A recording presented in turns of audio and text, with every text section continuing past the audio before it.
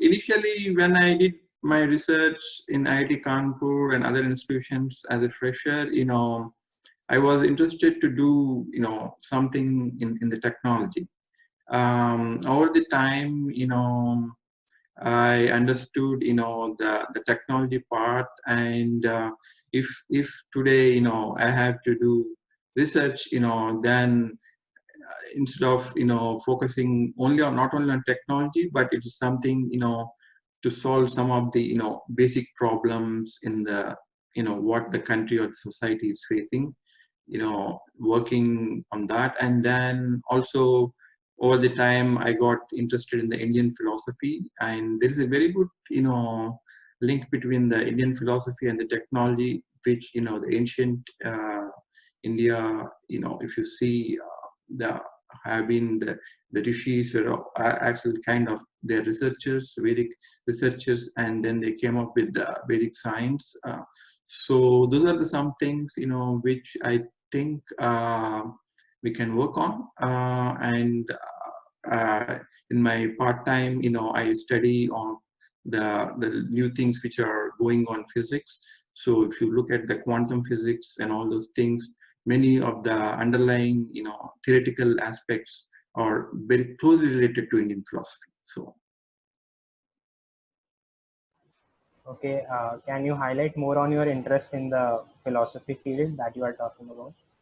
yeah, so it was an interesting journey. So I mean, I was like all young engineers like when you prepare for IIT Kanpur, I mean for your JEE exam, JAN entrance exam, then you are kind of grilled on physics, chemistry, and maths, and right.